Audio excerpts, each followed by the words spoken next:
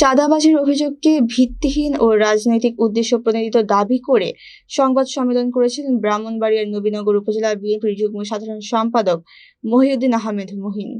মঙ্গলবার দুপুরে উপজেলার কুড়িঘর বাজারে অনুষ্ঠিত সংবাদ সম্মেলনে লিখিত বক্তব্যে তিনি বলেন, তার বিরুদ্ধে আনা চাঁদাবাজির অভিযোগ সম্পূর্ণ মিথ্যা এবং তাকে রাজনৈতিকভাবে হেয় প্রতিপন্ন করার জন্য একটি মহল অপপ্রচার চালাচ্ছে। সম্প্রতি একটি রেজারের মাটি কাটাকে কেন্দ্র করে সামাজিক যোগাযোগ মাধ্যমে তার নাম জড়িয়ে যে অভিযোগ তোলা হয়েছে তার সঙ্গে কোনোভাবেই জড়িত নন বলে দাবি করেন তিনি। আরো বলেন, তিনি দীর্ঘদিন ধরে রাজনীতির সঙ্গে যুক্ত, কিন্তু কখনো কোনো অনৈতিক কর্মকাণ্ডে সম্পৃক্ত ছিলেন না। অভিযোগকারী পক্ষ যদি সুনির্দিষ্ট প্রমাণ উপস্থাপন করতে পারে তাহলে তিনি আইনগতভাবে মোকাবেলা করবেন।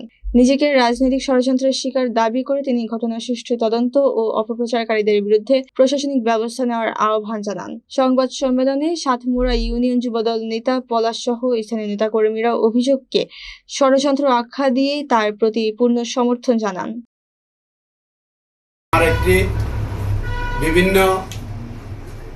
বিভিন্ন অনলাইন গণমাধ্যমে আমার একটি কল রেকর্ড ইতিমধ্যেই ভাইরাল হয়েছে। আপনারা অবগত আছেন প্রিয় নবীনগরবাসী, আপনারা জানেন এই কল রেকর্ডের মধ্যে আমাকে বলা হয়েছে নাকি আমি চাঁদাবাজ। আসলে আমি চাঁদাবাজের সাথে জড়িত না। এটা একটি সাজানো এবং আমাকে রাজনৈতিকভাবে হেয়পূর্ণ করার জন্য, আমাকে